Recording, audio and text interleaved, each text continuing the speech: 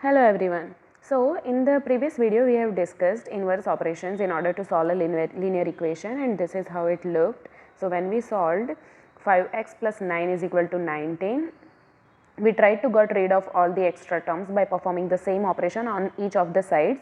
Whichever number it is, we are performing the operation with the same number with the opposite operation. So if addition is happening, we will subtract. If multiplication is happening, we will divide. Okay. So this is what the inverse operation looked like. Now in order to understand the transpose method, there are certain rules that we need to take into consideration. Okay.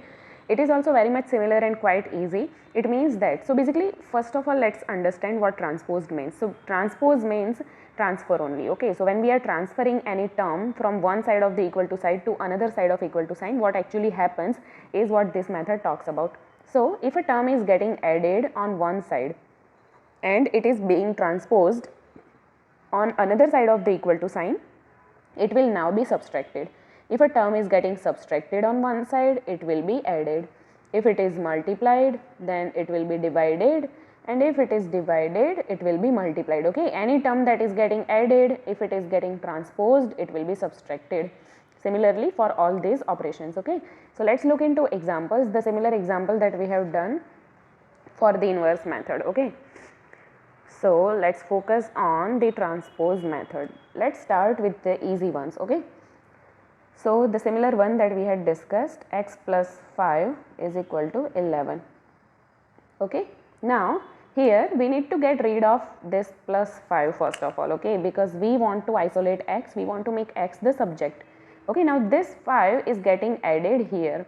Now remember what I told you, when we are transferring this 5 to the right hand side of the equal to sign, if it is being added here, it will be subtracted here. Okay, so x is equal to 11 minus 5, and that's how you get x is equal to 6. Again you can put this value into this particular equation and find out for left hand side equal to right hand side. 6 plus 5 is equal to 11, which gives me right hand side. It means that this particular x value satisfies my this particular equation. Okay, now this was about addition. Let's say it was something about x minus 5 is equal to 11. Okay, now this 5 is getting subtracted on this side. If I make it travel and transfer to the right hand side, what will happen? X is equal to 11, and this 5 which is getting subtracted on the left hand side will now be added on the right hand side, which means x is equal to 16. Okay, another example let's check out for multiplication and division. Let's say you have something like 2x is equal to 14. Okay, now this 2 is in multiplication with x. Okay, now I need to get rid of this 2 because I want to make x the subject. So x is equal to 14. Now tell me what happens to this 2. It is into multiplication. When it travels here, when it is getting transposed, it will be into division. Okay, we are not changing the number, we are only changing the operation. So now this will be into division. So x is equal to 7. Okay, let's plug the value here. 2 multiplied by 7 gets you a 14. Okay, let's try another one. Let's say you have x divided by 5 is equal to 10. Okay, now here the relation between x and 5 is division. Okay, this 5 is into division on the left hand side, and this 5 when it is getting transferred, it will be into multiplication. Okay, so x is equal to 10 multiplied by 5, therefore x is equal to 50.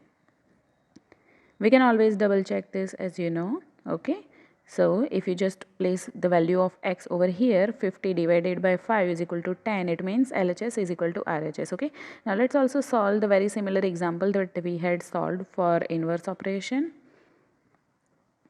It was something like this: 5x plus 9 is equal to 19. Okay, now here we need to take care of things and we need to go step by step. So first of all, let's just focus here on this 9. Okay, so we want to get rid of this 9 over here, therefore 5x is equal to, okay, 19 remains as it is.